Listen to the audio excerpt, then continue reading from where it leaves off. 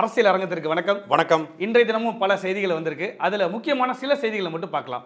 அதாவது இவ்வளவு நாளாக விஜய் அவர்களை ஆதரித்து பேசிட்டு வந்த டிடிவி தினகரன் நேற்றுலேருந்து தன்னுடைய நிலைப்பாட்டை மாட்டிக்கிட்டாரு. என்ன சொல்கிறாரு அப்படின்னா, நாங்கள் எல்லாம் வெகுண்டு எழுந்தால் விஜயால் தாங்க முடியாது, தப்பாகிடும், பிளாக் டிக்கெட்டை ஒழிக்க முடியாது, ரூலர் ஒழிக்க போகிறாரா, ஒரு நடிகர் பாப்புலாரிட்டி இருக்குன்னு என்ன வேணாலும் பேசலாமா, முதல்ல விஜயை வெளியில் வர சொல்லுங்கள், செய்தியாளரை சந்திக்க சொல்லுங்கள் அப்படின்னு அடுக்கடுக்கான விமர்சனங்களை வச்சிருக்கிறாரு. இதை எப்படி நம்ம பார்க்குறது?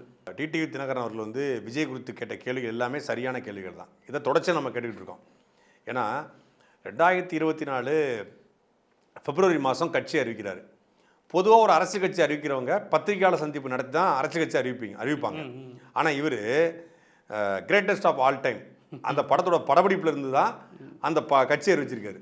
இதை வெங்கட் பிரபு அவர்கள் ஒரு வாரத்துக்கு முன்னாடி மங்காத்தா ரீலீஸ் ஆச்சு இல்லையா, அந்த ரீலீஸுக்காக ஒரு இன்டர்வியூ கொடுத்துருந்தார், நேர்காணல் கொடுத்துருந்தாரு.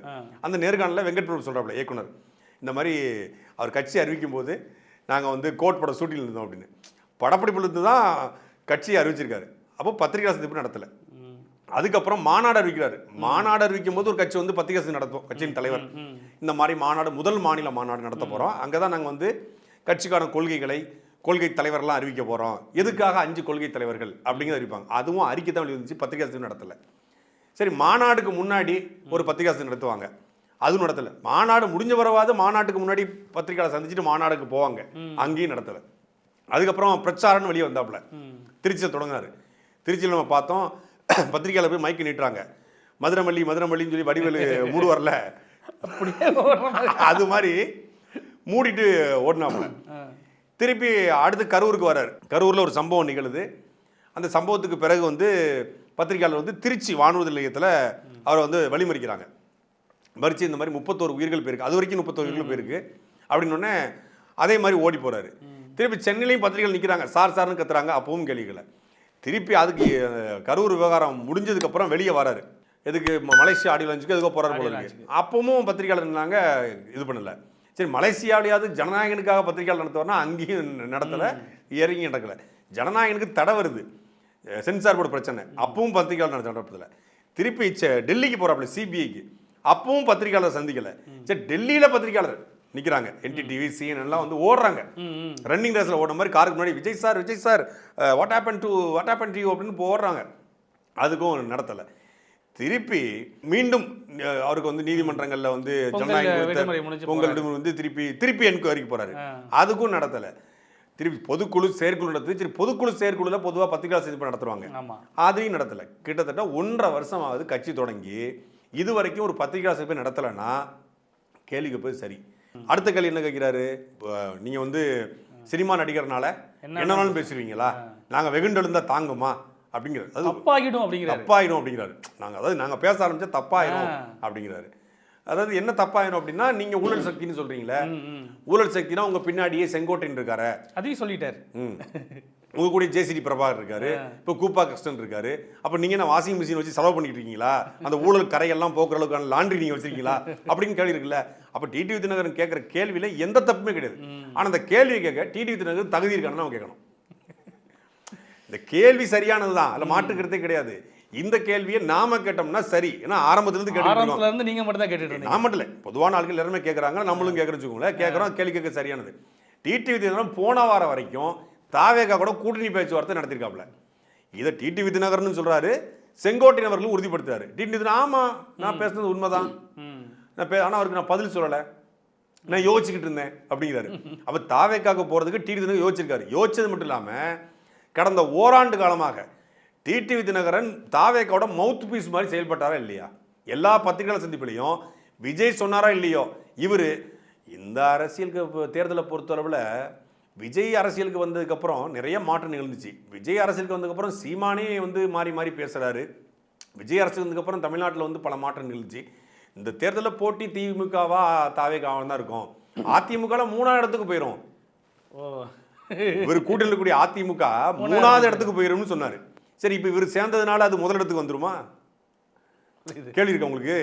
அப்போ போன வாரம் வரைக்கும் தாவேகாவுக்கு மவுத் பீஸ் போல அதுக்கான எல்லா பணிகளையும் செஞ்சுட்டு விஜய்க்கு முட்டு கொடுத்துட்டு கரூர் விவகாரத்துல கூட விஜய் மீது தவறு இருக்குங்கிறது டிடிவி தினகரன் சொல்லலை.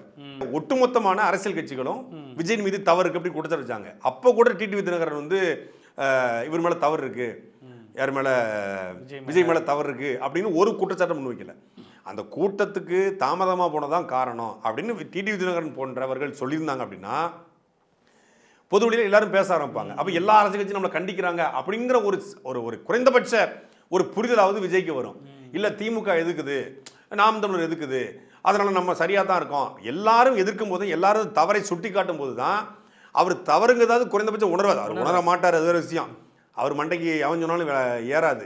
அவர் தாம் பிடிச்ச முயலுக்கு 3 காலில் நிற்கக்கூடிய ஆளு. அப்போ அவர் வந்து உணர மாட்டார். ஆனால் குறைந்தபட்சம் அவங்க கட்சிக்காரங்களுக்கு, அவருடைய தொண்டர்களுக்கு, ரசிகர்களையோ கட்சி தலைவன் பண்ணுறது தப்பியா, ஒரு கூட்டத்துக்கு தாமதமாக போனனால தான் நிகழ்ந்துச்சு, தண்ணி கொடுக்கல, கழிவறை வைக்கல, காலதாமதம் ஏற்பட்டுச்சு, மக்கள் வெயிலில் காத்து கிடந்தான், காவல்துறை சொன்னதையும் மீறி அவர் உள்ளே போனது, இதனால தான் அந்த ஸ்டாம்பேட் நடந்துச்சு, அந்த கூட்ட நெரிசல் நடந்துச்சு அப்படிங்கிறத எல்லாரும் சொல்லணும். இன்னைக்கு ஊழல் சக்தி, ஊழல் கரைபடிஞ்சிருக்க கட்சி, அது தீய சக்தி, இது ஊழல் சக்தின்னு சொன்ன உடனே அதிமுக ரியாக்ட் பண்ணுது, டிடிவி ரியாக்ட் பண்ணுறாரு, அதிமுகவுடைய இருக்கக்கூடிய முக்கியமான பொறுப்பாளர் ரியாக்ட் பண்ணுறாங்க. ஆனால் இதே கரூர் விவகாரத்தில் அதிமுகவை சேர்ந்த பேச்சாளர்களே மக்கள் மன்றம் போன்ற பொது ஊடகங்களை கலந்து கொள்ளும் பொழுது, அந்த பொது ஊடகம் நடத்தக்கூடிய மக்கள் மன்றங்களை கலந்து கொள்ளும் போது தாவேக்காவுடைய கொள்கை பரப்பு செயலாளர்கள் வைக்காத வாதங்களை எடுத்து வச்சாங்க. ஏன்னா அவங்க அந்த நேரத்தில் எந்த ஊடகத்திலையும் கலந்து கொள்ளல, அவங்க தான் தலைமறைவா இருந்தாங்களே, யாருமே இல்லையே, போலீஸ் தேடவே இல்லை, ஆனா தலைமறைவா இருந்தாங்க. அதுவும் ஒரு சில கொள்கை பரப்பு செயலாளர் இருக்காங்க, லிஸ்ட்ல இல்ல பேரு, ஆனாலும் செல்போனை சுவிட்ச் ஆஃப் பண்ணிட்டாங்க. அப்ப அவங்க எந்த ஊடகங்களையும் புறக்கணிச்சாங்க. இப்போ பாருங்க அந்த இந்த ஜனநாயகன் குறித்தோ சிபிஐ குறித்தோ பேசக்கூடாது. டேய் கேட்பாங்கடா, இருக்கிற தெரியாம இருந்து போயிடணும், யாரும் முதுகும் பெறக்கூடாது. அந்த சொல்ல அப்பா படத்தை சொல்லல, யாரும் முதுகும் இருக்கணும் தெரியாம இருக்கணும்டாங்கிற மாதிரி இந்த ஒரு வாரமா தாவேக்கால இருந்து அபிஷியல் உத்தரவா சிபிஐ குறித்தோ சிபிஎம்சி குறித்தோ எதுவும் பேசக்கூடாது. செயற்குழு கூட்டத்தில் தளபதி பேசுவார், தளபதி என்ன பேசாருன்னு பார்த்துக்கிட்டு அப்புறம் பேசுங்க. தளபதி என்ன பேசினாரு, தளபதி எதுவும் பேசல, நீங்களே எதுவும் பேசாதீங்க. ஆமா, இது தளபதி என்ன பேசினாரு, விசில பத்தி பேசினாரு, அவர் வந்து தீய சக்தி, தூய சக்தி, தீய சக்தி, ஊழல் சக்தி அப்படிதானே பேசினாரு. சிபிஐ பத்தி சிபிஐ பேசி நீங்க பேசாதீங்க, தளபதி ரியாக்ட் பண்ணுவாரு, அதை வச்சுக்கிட்டு நீங்க கொண்டு போயிருங்க இருக்காங்க. அவர் அப்படியே கொள்கைகளை கோட்பாடுகளை அடுக்கிற மாதிரியும் அதை எடுத்து கொண்டு போற மாதிரியும். அப்ப அந்த அளவுக்கு வந்து சைலண்ட் மோட்ல தாவேக்கா இருக்குது.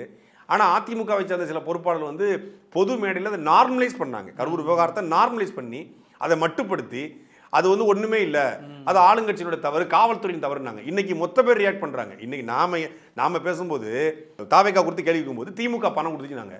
இப்போ டிடிவி கேள்வி கேட்குறாரு, டிடிவிக்கும் திமுக கொடுத்துச்சா? அதிமுக முக்கியமான பொறுப்பாளர் ரியாக்ட் பண்றாங்களே, அதுக்கும் திமுக ஃபண்ட் பண்ணுதா? டிஎம்கே ஐடிவி வந்து ஏஐ வீடியோலாம் போடுறாங்க. சரி, நமக்கு தாவேக்கா பற்றி பேசினா ஒரு 2 லட்சம் ஒரு வீடியோவுக்கு, டிடிவி தினகருக்கு எத்தனை லட்சம்? இது யார் கொடுக்குறா? அப்போ ஒரு விமர்சனத்தை வச்சாலே பணம் வருதுன்னு விமர்சனம் பண்ணிக்கலாம், இன்னைக்கு தெரிஞ்சிருக்கும். அப்போ அவங்களுக்கு சிக்கல் ஒன்று விமர்சனம் பண்றாங்க பாருங்க, அது சுயநலம். நாம பேசுறது பொதுநலம். டிடிவி தினகரன் பேசுறது என்பது சுயநலம். உங்களுக்கு தாவேக்கா கூட்டணிக்குள்ள போகலை, அதனால நீங்க கேள்வி கேட்குறீங்க. ஆனால் நீங்க கேட்குற கேள்வி சரிதான், அதில் மாற்றுக்கிறதே கிடையாது. டிடிவி தினகரன் கேட்குற கேள்வி சரி. அவர் என்ன சொல்றாரு, இந்த மாதிரி பிளாக் டிக்கெட்டை வாங்கின பிளாக் டிக்கெட்டே ஒழிக்க முடியல, நீங்க வந்து ஊழலை ஒழிக்க முடியலான்னு சொல்லி சில ஊடகங்களில் பேசுறாரு. நம்மளை தான் சொல்றாப்புல, நம்ம தான் அந்த சொல்லி சொல்லிட்டு இருக்கோம். மதுரை வெற்றி தேட்டரில் 100 ரூபா டிக்கெட்டை 1000 ரூபாய்க்கு வித்தாங்க அப்படிங்கிறது ஆதாரப்பூர்வமாக வீடியோ இருக்கேன்ட்டேன், வீடியோ எவிடன்ஸே இருக்கு. சரி, அதனை எடுத்து நம்ம வெளியிட விரும்பலை. அது மாதிரி பல்வேறு திரையரங்குல வந்து திரையரங்கு போனால் விஜயோட ரசிகர்களே எனக்கு எடுத்து அனுப்பிச்சாங்க. ஆனால் நீங்கள் வந்து பேசுறீங்க, விஜய் எடுத்து பேசுறீங்க, ஆனால் உங்களை பிடிக்கும்ண்ணே, ஆனால் பாருங்கண்ணே 120 ரூபா டிக்கெட்ண்ணே, அதை 1000 ரூபாய் விற்கிறாங்கண்ணே, ரசிகர் மட்டத்தில் இருந்து எங்களால் வாங்க முடியலண்ணே, நாங்கள் உண்மையான விஜய் ரசிகர்ண்ணே, அவங்க எல்லாம் மாவட்ட இது மாதிரி பண்ணுறாங்கன்னு சொல்லி இதெல்லாம் நீங்கள் பேசுங்கண்ணே. நம்ம வந்து விஜய் குறித்து பேசும்போது எல்லாரும் சொல்கிறாங்க அவங்க சோர்ஸ் தராங்க. உண்மையாக சொல்கிறது, உண்மையை இப்போ வெளிப்படையாக சொல்கிறேன், விஜய் கட்சியில் இருக்கக்கூடிய தாவேக்கால இருக்கக்கூடிய நபர்கள் தான் சோர்ஸ் தராங்க. அவங்க வெந்து போயிருக்காங்க. அவங்க தான் புஷியானந்த் வந்து மாவட்ட செயலர் பதவிக்கு காசு கேட்கிறாரு, புஷியானந்த் வந்து ஒன்று செயலர் காசு கேட்கிறாரு, இந்த மாவட்டத்தில் இவன் இந்த மாதிரி அரசியல் பண்ணுறான், இவெல்லாம் வந்து இன்னைக்கு வந்தவன், நாங்களாம் 20 வருஷமா விஜய்க்கு போஸ்ட் ஓட்டிட்டு இருக்கோம், இவன் இன்னைக்கு போஸ்ட் ஓட்டுறான், நீ எத்தனை வருஷமா குழு ஊத்துற? நான் 2 வருஷமா குழு ஊத்துறேன், நான் 10 வருஷமா பெரிய பாளையத்தம்பது கொள்ளைக்கு குழு ஊத்துறங்க மாதிரி பல வருஷமா குழு ஊத்துறவன் இருக்கான், பல வருஷமா போஸ்டர் பேனர் போடாத, அவர் படத்தை போடாத. அப்ப அவன்லாம் புறக்கணிக்கப்படும் போது அவன் என்ன பண்ணுது, அவன் விஜய்கிட்ட அணுகவே முடியாது. விஜய் அணுகணும்னா 10 லேயர் இருக்கு, 10வது 12வது லேயர்ல இருக்கான். இவன் போய் எப்படி அப்ரோச் பண்றது? ஆதவர்ஜுனா, புஷி ஆனந்த், ஜானோர்கே சாமியை தாண்டி இவன் விஜயை போய் என்னைக்கு போய் பார்க்கறது? அந்த கட்சியில் ஆக்டிவா இருந்த தூத்துக்குடி பெண் பொறுப்பாளர் அஜித்தா அப்படின்னால ஏற்கனவே சினிமாவில் அஜித்தால பிரச்சனை, இங்கே அஜித்தாவால பிரச்சனை. காருக்கு முன்னாடி விழுந்தவங்களே தள்ளிவிட்டு ஆமாம், தள்ளிவிட்டு போயிட்டே இருப்பார். ஆனால் இங்கே வந்து சிங்க பெண்ணே அப்படிம்பாரு. அப்போ அவன் ரசிகர்கள் தொண்டர்கள் தான் நமக்கு செய்திகள் எடுத்து கொடுக்குறாங்க. அவங்க கொந்தளிச்சு போயிருக்காங்க, அவங்க செய்தியில் தராங்க. அப்போ இதை கேள்வி டிடிவி கேட்கறது சரியானது, அதை கேட்குற தகுதி அவருக்கு இல்லை அப்படிங்கிறதான் சரியானது. ஒருவேளை அவங்க சொன்னாங்க இல்லையா, அவர் வராரா, அவரும் வராரு இவரும் வராரு, அந்த லிஸ்ட்டில் டிடிவி இருந்தாரோ என்னமோ தெரில. இருந்துக்கலாம் வாய்ப்பு. இப்போ அவர் அங்கே போயிருந்தா என்ன பேசியிருப்பாருன்னு வேணால் நமக்கு யோசிக்கலாம். பார்க்கலாம். அடுத்ததா நேற்றைய தினம் வந்து தேமுதிகவோட ஒரு கூட்டம் ஒன்று நடந்தது. அதில் வந்து தேமுதிகவோட பொதுச் செயலாளர் இருக்கக்கூடிய பிரேமலதா விஜயகாந்த் அவங்க பேசினாங்க. அவங்க எப்படி பேசுனாங்கன்னா, விஜயகாந்த் அவர்கள் எப்படி பேசுகிறோம் அதே மாதிரியான மாடுலேஷனில், நீங்கள் முதலமைச்சராக வந்து உட்கார்றதுக்கு நாங்கள் வந்து வேலை செய்யணுமா, அப்போ திமுக அதிமுக புரிஞ்சுக்கோங்க, எங்களுக்குரிய மரியாதையும் சீட்டுகளையும் யார் தராங்களோ அவங்களோட மட்டும்தான் கூட்டணி அப்படின்னு பிரேமலதா பேசியிருக்கிறாங்க. நீங்கள் பிரேமலதா விஜயகாந்த் மாதிரி பேசுறீங்களா, அவங்க விஜயகாந்த் மாதிரி பேசுனாங்க, நீங்கள் அப்படியே பேசுறீங்க. அதாவது அரசியல் என்பது மக்களுக்கான தேவையும் அதற்கான சேவையும் என்று பெருந்தலைவர் காமராஜர் சொல்றாரு. பெருந்தலைவர் காமராஜருடைய அடித்தொட்டி தான் தமிழ்நாட்டில் எல்லா அரசியல் கட்சிகளுமே தோன்றப்பட்டதாக சொல்லப்படுது. அந்த ஆட்சியை கொண்டு வரணும்னு சொல்றாங்க. மரியாதைக்குரிய விஜயகாந்த் அவர்களும் காமராஜரை புகழ்ந்து பேசியிருக்காரு. நான் நேர்மையான ஆட்சி கொடுப்பேன், தன் மக்களை நான் தங்கத்தட்டில் வைத்து தாளாட்டுவேன்லாம் சொன்னார். ஆனால் அந்த கட்சி இன்றைக்கி எந்த நிலைமைக்கு போயிருக்குன்னா, திமுக அதிமுகங்கிற இருவரும் கட்சிகளும் ஊழல் செய்யுது, அது ஆத்துமல்ல கொள்ளையடிக்குது, அது கனிம வளத்தை கொள்ளையடிக்குது, அந்த கட்சிகளை ஒழிக்கணும்னு சொல்லி தான் விஜயகாந்த் அவர்கள் அரசியலுக்கு வர்றாரு.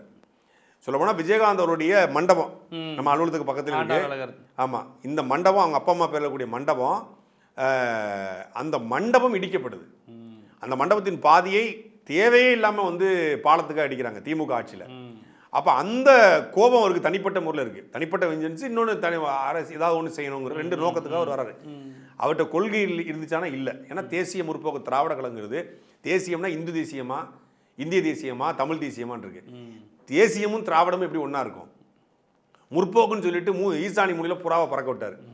கொள்கைன்னு ஒன்று கிடையாது. ஆனால் ஒரு நல்ல மனுஷன், தனிப்பட்ட முறையில் நல்ல மனுஷன். அப்போ நல்ல மனுஷன் ஒரு ரசிகர்களுக்காக ஒரு அரசியல் கட்சி தொடங்கி வந்தார். எடுத்த உடனே 8 விழுக்காடு வாக்களை வாங்கினார். கிட்டத்தட்ட 12 விழுக்காடுக்கு மேலே வந்தார். 29 இடங்களை பிடித்து சட்டமன்ற உறுப்பினர் ஆனார். எந்த அதிமுகவை தவிர அந்த அதிமுகவோட போனார். அப்புறம் 6 மாதத்துல அதிமுகலேருந்து கூட்டணியிலேருந்து வெளியே வந்து அதிமுக கடுமையாக விமர்சனம் பண்ணார். அதுலேருந்து அவர் சரிந்து டவுன் ஆகி உடல்நிலை சரியில்லாமல் போய் ஒரு அவரால் அரசியல் சரியாக பண்ண முடியல. அதான் யதார்த்தம். ஒரு நோக்கத்திற்காக தொடங்கப்பட்டு திருப்பி அதிமுகவோட கூட்டணி வச்சு, திருப்பி மக்கள் நல கூட்டணி வச்சு, மீண்டும் பாஜக கூட கூட்டணி வைத்து, அமமுக கூட கூட்டணி வைத்து, இப்படி பல்வேறு கூட்டணிகளை ஒருங்கிணைத்த இவங்க இப்போ மீண்டும் திமுக கூட்டணிக்கும் அதிமுக கூட்டணிக்கும் பேச்சுவார்த்தை நடத்துனாங்கன்னா, நீங்கள் கட்சி தொடங்கப்பட்ட நோக்கம் இருக்கு பாருங்க, அந்த நோக்கம் சந்திச்சிச்சுல. நீங்கள் எவ்வளோதான் நல்லவங்களா இருங்க, நீங்கள் ஊழல் கரைபடியாதவங்களா இருந்துட்டு போங்க, நல்ல மனிதனுடைய கட்சியாக கூட இருந்து போங்க. ஆனால் இன்னைக்கு நோக்கம் என்ன? உங்கள் நோக்கம் எந்த திமுக எந்த அதிமுகவை எதிர்த்து கட்சி தொடங்கப்பட்டுச்சோ அவங்க கூடிய யார் 20 சீட்டு தருவா, யார் தம்பிக்கு எம்பி சீட்டு தருவா, யார் மத்திய அமைச்சர் பதவி தருவா, யார் ராஜ்யசபா, இந்த டிமாண்ட். இப்போ நீங்கள் வந்து காவிரி பிரச்சனை தீர்க்கிற கட்சி, முல்லைப்பெரியார் பிரச்சனை தீர்க்கிற கட்சி, விஜயகாந்துடைய கோட்பாடு மதுவிலக்கு தானே. ஆமாம், மதுவிலக்குன்னு சொன்னார். மதுவிலக்கை சாத்தியப்படுத்த கட்சி கூட நான் கூட்டணிக்கு போறேன்னு சொன்னா மரியாதைக்குரிய பிரேமலதா அவர்களை வாழ்த்தலாம், பாராட்டலாம். இல்லைங்க, ஊழலை எந்த கட்சி ஒழிக்குமோ அது ஊழல் ஒழிப்பு தான் அவருடைய கோட்பாடு. அது வந்து ஊழலுக்காக திரைப்படங்களில் வந்து பேசினவர், 1 பைசா நான் வாங்க மாட்டேன்னு சொன்னவர். அப்படிப்பட்ட ஒருத்தருக்கு வந்து ஊழலை யார் ஒழிப்பாங்களோ, நாங்கள் ஊழலே பண்ண மாட்டோம், no corruption, no collection, no commission இருக்கக்கூடிய இந்த கட்சியோட தான் எங்கள் கட்சி கூட்டணி அப்படின்னு சொன்னால் அது சரியான நிலைப்பாடாக இருக்க முடியும். இல்லை, தமிழர்களுக்கு இருக்கக்கூடிய முக்கியமான பிரச்சனைகள், இந்த ஒரு குறைந்தபட்ச செயல்திட்டம் சொல்லுவாங்க, குறைந்தபட்ச செயல்திட்டம் அடிப்படையில் மினிமம் காமன் ப்ரோக்ராம், அந்த அடிப்படையில் இந்த இஷ்யூஸ் இருக்கு. கச்சத்தீவு பிரச்சனை, காவிரி பிரச்சனை, முல்லை பெரியாறு பிரச்சனை, தமிழ்நாட்டை நாசம் ஆகக்கூடிய மத்திய அரசுடைய திட்டங்கள், இதை எதிர்த்து போராடக்கூடிய, இதை வரவிடாமல் தடுக்கக்கூடிய கட்சிகளோடு நாங்கள் கூட்டணி. அப்படி கூப்பிடுங்க எங்களை. அப்படி யார் இருக்கீங்க வாங்க. இல்லைங்க, விவசாயத்துக்கு முக்கியத்துவம் தரணும்னு எங்களுடைய கோட்பாடுங்க.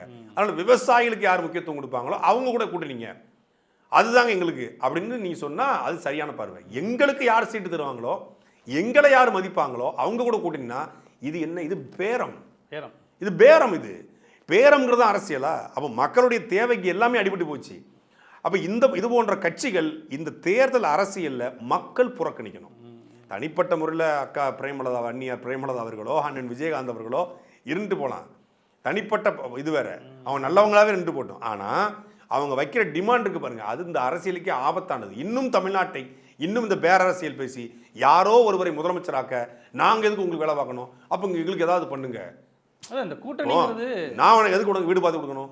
இப்போ நீங்கள் என்கிட்ட கேட்குறீங்க, ஏதோ ஒரு வீடு பார்த்து கொடுங்க, நான் தங்கன்னு, நான் ஒரு வீடு பார்த்து தர்றேன், என் நண்பரோட வீடுங்கன்னு. அப்படி சொன்னால் நான் வந்து நட்பு நெருப்பில் செய்யணும்னு அர்த்தம். நீங்கள் வீடு பார்த்து போகிறதுக்கு நான் அதுக்கு தரணும், ஒரு மாதம் வாடகை கமிஷனாக கொடுங்க அப்படின்னா என் பேர் என்ன? புரோக்கரு. நீங்கள் நல்லது பண்ணுறதுக்கு நீங்கள் முதலமைச்சராதுக்கு நான் எங்கே உங்களுக்கு ஓட்டு கேட்கணும், எங்கள் ஓட்டுக்கு உங்களுக்கு போடணும், எங்களுக்கு ஏதாவது பண்ணுங்கன்னா புரோக்கர். அப்போ அரசியல் தரகு அது பேர். அந்த தரகை தான் தேமுதிக செஞ்சுக்கிட்டு இருக்கு. எல்லா கட்சிகளும் தான் பண்ணுது. நாம் தமிழ் கட்சி தவிர எல்லா கட்சிகளுமே டிமாண்ட். ஈவன் கம்யூனிஸ்ட் இருக்கு பாருங்க, அது டிமாண்ட் வச்சிருக்கு. கம்யூனிஸ்ட் 20 கோடி ரூபாய் தேர்தல் பிரச்சாரம் வாங்கிட்டு தானே தேர்தலில் போட்டி போடுறாங்க. டிடிவி தினகரன் பல கோடி வாங்கிட்டதாக செய்தி வருது. பாமக பல கோடி வாங்கிட்டு தான் தேர்தலில் போட்டி போட செய்தி வருது. எல்லா கட்சிகளுமே இது யாரும் கட்சிகளுடைய தொண்டர்களுக்கோ மாவட்ட பொறுப்பாளருக்கோ எவனுக்கும் போடுறது, அவன் ஓட்டு போடுறதோட அவன் வேலை நின்று போச்சு. ஆனால் இவங்க பணத்தை வாங்கிக்கிட்டு அந்த 5 ஆண்டுகள் அடுத்து நாடாளுமன்ற தேர்தலுக்கு வருவாங்க. அங்கே வேற கூட்டணி. அன்னைக்கு யார் இவங்களை ஃபேவர் பண்ணுறாங்களோ அன்னைக்கு ஒரு வீடை பிடிச்சி கொடுத்து அந்த வீட்டுக்கு தரகு வாங்கிட்டு போயிடுறது. அப்போ குறைந்தபட்ச கொள்கையோட ஒத்து போகிறதோ அளவோ கருத்தியலோட ஒத்து போகிறதோ தேவையில்லை. சீட்டு நோட்டம் தான். சீட்டு நோட்டம் தான். இது மட்டும்தான் பிரதானம். அடுத்ததா இப்போ வரக்கூடிய சட்டமன்ற தேர்தலில் மும்முனை போட்டி நடந்துட்டு இருக்கு. அதாவது திமுகவோட தலைமையில் ஒரு இந்தியா கூட்டணி, திமுக காங்கிரஸ், இந்த பக்கம் அதிமுக பாஜகவோட என்டிஏ கூட்டணி, இந்த பக்கம் திரு சீமான் அவர்கள் வந்து தனிச்சு நிற்கிறாங்க. இந்த மும்முனை போட்டியில் இன்னைக்கு முதலமைச்சர் அவங்க களத்தில் நிற்கிறாங்களா? இருக்காங்க. 4 அணி இருக்குல்ல, 4 அணி இருக்கு. நீங்க ஒன்றும் மற்றவை மாதிரியே தொலைக்காட்சி போடுறது மற்றவைன்னு போடாதீங்க. 4 அணி இருக்கு. 4ஆவதா ஒருத்தங்க இருக்கிறாங்க. இதுல வந்து இவர் களத்தில் இல்லையா ஒழிய இருக்காரு. முதலமைச்சர் ஸ்டாலின் என்ன சொல்றாரு அப்படின்னா, என்டிஏ கூட்டணி அப்படின்னு சொல்றாங்க, அது வந்து உருட்டியும் மிரட்டியும் உருவான பிளாக்மெயில் கூட்டணி அப்படின்னு பதிவு பண்ணியிருக்கிறார். யார் சொல்லியிருக்காங்க? முதலமைச்சர் ஸ்டாலின் அவர்கள். அதாவது இது வந்து பிளாக்மெயில் கூட்டணி, என்டிஏ கூட்டணி. இந்த இந்தியா கூட்டணி இருக்கு இல்லையா, இது எந்த மாதிரி கூட்டணி? அங்க பிளாக்மெயில் அவங்களுக்குள்ள இது வந்து அதாவது கூட்டணி கட்சியோட தலைவர் இங்க பிளாக்மெயில் பண்றாரு, அங்க கூட்டணி கட்சிகள் பிளாக்மெயில் பண்ணிட்டு இருக்கு. ஆட்சியிலும் பங்கு, அதிகாரத்திலும் பங்கு. படத்துல வர மாதிரி இங்க இவங்கன்னா அங்க அவங்க. ஆமா, ஆட்சியிலும் பங்கு அதிகாரத்திலும் பங்கு தானே. அதை ஒரு பக்கம் திமுக வச்சு செஞ்சுக்கிட்டு இருக்கு. ஒரு காங்கிரஸ் ஒரு பக்கம் ஆட்சியிலும் பங்கு. பங்குலாம் தர மாட்டோம், இந்த வெயில் காலம் வரணும் நொங்கு வேணா தரோம் அப்படின்னு அவங்க சொல்லிட்டு இருக்காங்க ஒழிய பங்கு கேட்காத. வீட்டுக்கு வெளியே நின்னியா சகவாசத்தை வீட்டோட முடிச்சுக்க, வீட்டுக்குள்ள வந்து சமையல் கட்டு வர வரைக்கும் பழக்கத்தை வச்சுக்காத அப்படின்னு ஸ்ட்ரிக்டா ஒரு பக்கம் திமுக சொல்லுது. அந்த கூட்டணி எப்படி உருவாக்கப்பட்டிருக்கு? நேரடியாக அவங்க பிளாக்மெயில் பண்றாங்க. அவங்க வந்து மறைமுகமான பிளாக்மெயில். பிளாக்மெயிலுங்கிறத பிளாக் மணி ஆக்கிடுறாங்க. இங்க பிளாக் மெயில், அதே எம் தான், பிளாக் எம். அதுவும் அங்கேயும் பிளாக் எம், அது மணி, இங்க மெயில், அவ்வளவுதான். பிளாக் மெயிலா? ஆமா, இங்க பிளாக் மணி. அதாவது நீங்க கூட்டணியில் கூடிய ஒரு 12 கட்சி வச்சுக்கோங்க, 12 கட்சி கூட்டணி. 12 கட்சி கூட்டணிக்கும் திமுக தலைமை காசு கொடுக்காது, தேர்தலுக்கு ஒத்த பைசா செலவு பண்ணாது, சீட்டு மட்டும் தான் தரும். யாராவது திமுக கூட்டணிக்கு போறாங்களான்னு சொல்லுங்க. திமுகவுடைய கூட்டணியில எந்த சின்னத்தில் போட்டி போட்டாலும் திமுக காரங்க அந்த இடத்துல ஓட்டுக்கு பணம் கொடுக்க மாட்டாங்க. சொல்லுங்க பாப்போம். கொடுக்குப்பாங்கல்ல? சீட்டுக்கும் பணம், ஓட்டுக்கும் பணம். எங்க நீங்க கூட கூட்டணி வாங்க, உங்களை வெல்ல வைக்கிறது எங்க பொறுப்பு. நீங்க வேட்பாளர் அறிவிங்க, செலவை நாங்க பாத்துக்கிறோம், இந்த மாவட்டத்தில் இவர் இன்சார்ஜ் எடுத்துக்குவார் அப்படின்னு ஒரு ஆளை போடுறாங்கல்ல. கூட்டணி வரதுக்கும் பணம். வைகோடைய மகன் துரை வையாபுரி, துரை வைகோ நேரடியாக கேஎன்ஆருக்கும் அவருக்கும் மோதிக்குது. நான் சுயமரியாதைக்காரன், இது எங்கள் அப்பா உருவாக்கின கட்சி, நான் செத்தாலும் இந்த சின்னத்தான் போட்டி விடுவேன், தனிச்சின்னம் தான் எங்க சின்னம் தான் அப்படின்ட்டாப்ல. தனிச்சின்னம்னாரு, உதயசூரில் போட்டி போட மாட்டேன்னாரு.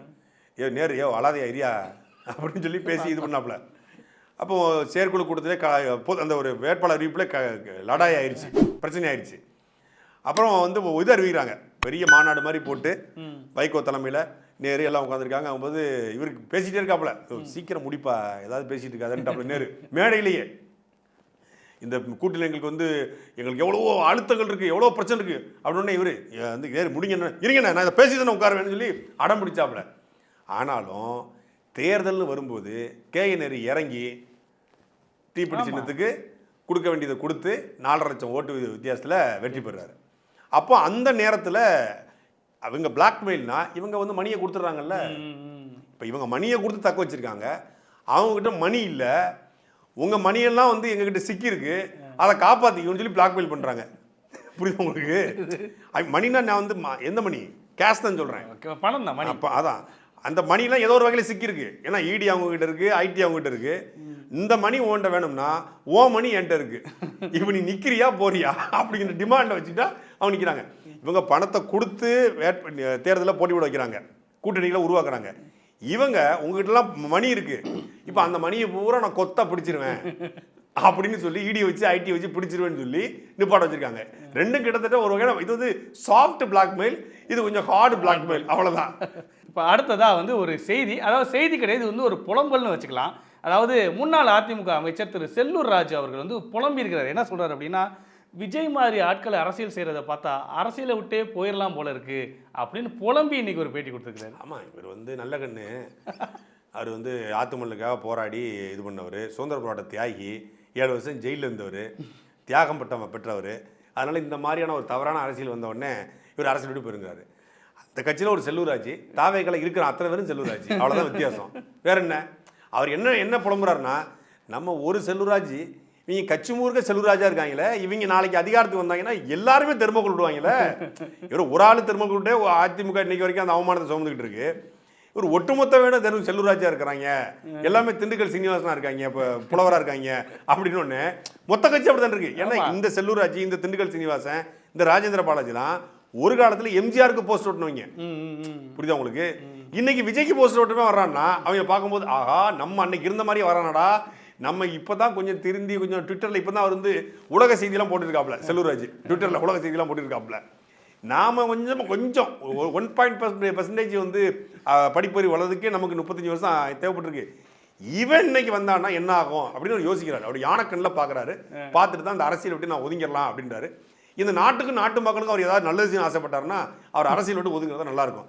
ஏன்னா இவரை போன்ற அறிவாளிகள்லாம் சட்டமன்றத்துக்கு போனது, சட்டமன்றத்துக்கு அந்தளவுக்கு இல்லை சட்டமன்றம். அதனால் அவர் வந்து ஒதுங்கி பேரம்பேத்தியோட கிண்டர் ஜாய் வாங்கி கொடுத்துட்டு கிண்டர் கார்டன் கூட்டு போயிட்டு அவர் இருந்தால் நல்லாயிருக்கும். அடுத்ததாக ஒரு செய்தி, முன்னாள் முதல்வர் திரு ஓபிஎஸ் அவர்களும் இன்னைக்கு இருக்கக்கூடிய அமைச்சர் சேகர் பாபு அவர்களும் தனிமையில் சந்திச்சு பேசினாங்க. ஒரு 20 நிமிஷம் தனிமையில் பேசினாங்க. தனிமையிலையா? இல்லை, ரகசியமாக சந்திச்சு. முன்னாள் அமைச்சருங்க, இவர் முன்னாள் முதலமைச்சருங்க, அவங்க எங்க தனிமையில் சந்திக்க போறாங்க? ரகசியமா சந்திச்சாங்க. சட்டமன்றத்துக்கு போயிட்டு வரும்போது சந்திச்சிருக்காங்க, உடனே தனிமையில சந்திப்புன்றீங்க. 20 நிமிஷம் பேசினாங்க.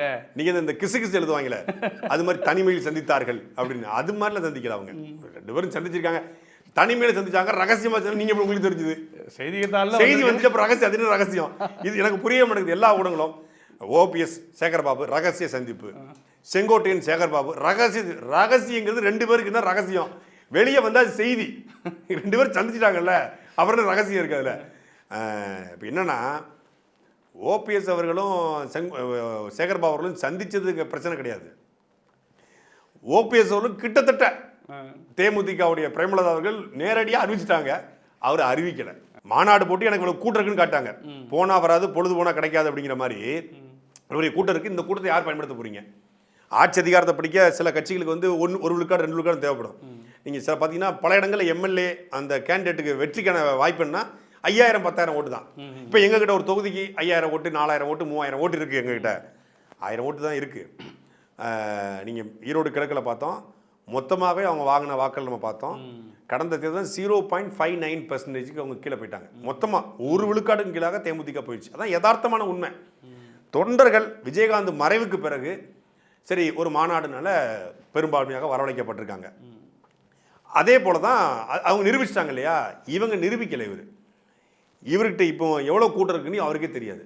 கூட இருந்த வைத்திலிங்கம் போயாச்சு, கூட இருந்த புகழேந்தி போயாச்சு, கூட இருந்த மனோஜி போயாச்சு, மனோஜ்குமார், கூட இருந்த இவருக்கு போனார்ல அன்வர் ராஜா, அவர் அதிமுக போனார், கூப்பாக்ஸ்னே அவருக்கு வீட்டு இருந்தவர் தான், அவர் போயிட்டார். இப்படி அவர் கூடவே இருந்த முக்கியமான ஆட்கள் எல்லாருமே, கடைசியாக இருந்து வைத்திலிங்கம் எல்லாருமே போயிட்டாங்க. அவரை நம்பி வந்த தர்மயுத்தம் நடத்தி கண்ணை தொடச்சிட்டு வெளியே வந்த எல்லாருமே மொத்தமாக காலி. இப்போ அவர் மாநாடு போட்டு தன்னுடைய கூட்டத்தை நிரூபிக்கணும். மாநாடுக்கு போட்டால் எப்படி வச்சாலும் மினிமம் ஒரு 3 to 5 கோடி செலவு பண்ணுவாங்க. இப்போ 5 கோடி எவன் நம்பி கொடுக்குறது? 5 கோடி மாநாட்டத்தை தயாராக இருக்காரு. 5 கோடியோ 10 கோடியோ யாரை நம்பி கொடுக்குது? யாருமே இல்லையே. இப்போ மாநாடுனா இப்போ நம்ம கூப்பிட்டு இப்போ திருச்சியில் பிப்ரவரி 21 மாநாடு நாம் இந்த நடத்துது. இப்போ சீமான் கூப்பிட்டு ராஜேஷ், துரைமுருகன், பிரபு தனபால், மகிழன், சரவணா, துருவன் இவங்க வாங்க, தேவா வாங்க, பாக்கியராஜன் வாங்க, இந்த மாவட்டத்தில் வாங்க, செயல்புற கூப்பிட்டு வச்சு பேசி பேசி இதுக்கு இருக்க ஒரு கட்சிக்கு ஒரு ஆள் வேணும்ல எடுத்து நடத்துறதுக்கு. நேரடியாக ஈவென்ட் மேனேஜ்மெண்ட் கூட நடத்த முடியுது, பர்த்டே ஃபங்க்ஷனா மொத்தமாக கொடுத்து நடத்துறதுக்கு. அப்போ ஒரு மாநாடுன்னா கொடி நடுறதுக்கு கூட இது பண்ணுறதுக்கு ஆட்களை திரட்டி கொண்டு வரதுக்கு ஒரு ஆள் வேணும். எங்கேயுமே இல்லை. இப்படி திரும்பி பார்த்தா வடிவேலு கதவை திறக்கும் போது வெட்ட வெளிச்சம் இருக்கும்ல, அது மாதிரி வெட்ட வெளிச்சமாக இருக்கு மொத்தமாக. அப்படி இருக்கும்போது என்ன பண்ணுறதுன்னு தெரியல. அவர் என்ன பண்ணுறாரு, நேற்று வரைக்கும் திமுக கூட பேச்சுவார்த்தை நடத்திருக்காரு, முந்தான வரைக்கும் அதிமுக கூட பேச்சுவார்த்தை நடத்திருக்காரு. இப்போ இன்னைக்கு காரணம் சொல்றாரு, அம்மாவுடைய தொண்டர்கள் எல்லாரும் ஒருங்கிணைஞ்சு ஒரு அணியில் வரணுங்கிறது தான் என்னுடைய நோக்கம். அதுக்கு தான் ஒரு இயக்கமே ஆரம்பிச்சாரு. ஆமாம், இப்போ அந்த இயக்கம் கிடையாது, முடிஞ்சிருச்சு. இங்கே நல்ல மீன்கள் விற்கப்படுங்கிற போர்டு மட்டும் தான் இருக்குது, அது எதுவுமே இல்லை. அப்போ அம்மாவுடைய தொண்டர்கள் ஒருங்கிணைந்து ஒரு அணியில் வரணுங்கிறது தான் என்னுடைய நோக்கம் அப்படின்னு இருக்காரு. எதை பார்த்து வந்ததுக்கப்புறம், சேகர்பாபா பார்த்து வந்ததுக்கப்புறம். சேகர்பாபு கூட்டது அங்கே கூப்பிடுறதுக்கு, அங்கே இதுக்கு இவர் வெளியே வந்து பேட்டி கொடுத்தது அம்மாவோட தொண்டர்கள் ஒருங்கிணைக்கணும் அப்படின்னா என்டிஏ கூட்டணிக்கு வர போகிறாங்கன்னு பேசியிருக்காரு. அவர் அங்கே வரல அப்படின்னா என்னன்னு சொன்னீங்களா, பிளாக்மெயில் சொன்னீங்கல்ல. ஏன்னா எல்லாரும் வழியில் மடியில் கணம் பண்ணதான் அங்கே வழியில் பயம் இல்லை, எல்லாரும் மடியிலையும் கணம் இருக்கு. அப்போ வழியில் பயப்பட தானே செய்வாங்க. இப்போ நீங்கள் வந்து கூட்டணிக்கு கூப்பிடலாம், கூட்டணிக்கு வர்றியா இல்லை ஐடிஓ வீட்டுக்கு வரட்டுமா, இடிஓ வீட்டுக்கு வரட்டுமா, நீங்கள் ஒன்றும் பிரச்சனை கிடையாது, நீங்கள் உங்களுடைய விருப்பம் தான் சார், நாங்கள் உங்களை வற்புறுத்தவே மாட்டோம். ஜியை பொறுத்தளவில் ஜி வந்து எப்போதுமே வந்து அவங்க சாஃப்ட் நேச்சர் தான், அவங்க உங்களை கம்பல் பண்ணவே மாட்டாங்க. நீங்கள் எடுக்கிற முடிவு தானா, நீங்கள் முடிவெடுங்கன்னா அதை பற்றி பிரச்சனை கிடையாது. ஆனால் ஒன்றும் இல்லைன்னா நம்ம பழைய வழக்கு ஒன்று இருக்குது, அது ஒன்றும் சிக்கல் இல்லைண்ணா, அது நீங்கள் பார்த்துக்குவீங்க, நீதிமன்றத்தில் பார்த்துக்குவீங்க. இப்போ சிறைக்கு போகிறது உங்களுக்கு கூட புதிய விஷயம் இல்லையே, அது நீங்கள் பார்த்துக்குவீங்க. நீங்கள் கூட்டணிக்கு வரணும், நாங்கள் கம்பல்லாம் பண்ணலன்னா லண்டனில் ஒரு 350 கோடி ரூபாய்க்கு நீங்கள் ஓபிஎஸ்க்கு இல்லை பொதுவாக ஒரு 350 கோடி ரூபாய்க்கு நீங்கள் ஒரு ஹோட்டல் வாங்கிக்கிறீங்க, அந்த ஃபைல் வந்துச்சு, பட் அதை கூட அவங்க கண்டுக்கல, அது பெருசாக இது பண்ணிக்கல, சட்ட கடமையை செய்யும். ஆமாம், அது அவங்க தண்ணீர் இது அதை பார்த்துக்கோங்க. ஆனால் நீங்கள் வந்தால் நமக்கு நல்லா இருக்கும்ண்ணா, நீங்கள் வரதுனால ஒன்றும் பிரச்சனை கிடையாதுண்ணா, நம்ம அது அந்த ஃபைல் மட்டும் அது பார்த்துக்குவோம், நீங்கள் சொல்லுங்கள் நம்ம பண்ணி கொடுத்துருவோம், நீங்கள் கூட்டணிக்கு வந்தாலும் வராட்டணும் உங்களுக்கு என்ன எப்போவுமே நாங்கள் ஃபேவராக இருப்போம்ண்ணா அப்படின்னு போட்டால் என்னடா அது அப்படின்னு ஒரு பதட்டம் வரமா செய்யும். ரெண்டில் ஒன்று தொடுங்கிற மாதிரி தான் இருக்கு. ரெண்டில் ஒன்று தொடு, இது தொடு, இப்போ மொட்டையை வச்சு தொடு, எதனா தொடுறது, இப்படி தான் இப்போ கட்சிகள் வந்து பண்ணப்படுது. அப்படி தான் ஓபிஎஸ் அவர்கள் சேகர்பாபை சந்தித்தாலும் என்டிஏ கூட்டணிக்கு அவர் போவார் அப்படிங்கிறது தான் இப்போ இருக்கிற தகவல். ஏன்னா எல்லாருமே திமுக போயிட்டாங்க, அவரும் திமுகவுக்கு பேச்சுவார்த்தை நடத்திருக்காரு, கடைசியாக போய் தேனியில் போய் நின்று ஒரு அமைச்சராக ஆயிடுவோம் அப்படின்னு நினச்சிருக்காரு. இப்போ எப்படி மாறும்னு தெரியல அவருக்கு. எந்த கட்சியும் 4 அணி நிற்குது. இந்த தேர்தல் வந்து எல்லாருக்குமே வந்து ஒரு வகையான போராட்ட களம் தான். 4 முனை போட்டியில் 4 முனையுமே தீவிரமாக போராடி கொண்டிருக்கிறது அதிகாரத்தை பிடிப்பதற்கு. அப்படிங்கும்போது எது மாறும், எப்படி மாறும் என்று யாராலும் கணிக்க முடியாத ஒரு சூழல் இருக்குது. 38 விழுக்காடு, 40 விழுக்காடு, 50 விழுக்காடு யாருனாலும் சொல்லலாம். ஆனால் மக்கள் எல்லாத்தையும் பார்த்துக்கிட்டு இருக்காங்க. இவ்வளவு ஒரு பேரம் பேசுகிற அரசியல் ஒரு பக்கம் இருக்குது, ஒரு மோசமான ஆட்சியை திமுக நிர்வாகம் கொடுத்துருக்கு. இன்னொரு பக்கம் ஏற்கனவே ஆண்ட கட்சி ஒரு நிற்குது, எந்த கொள்கையும் கோட்பாடு இல்லாமல் ஒரு அணி நிற்குது.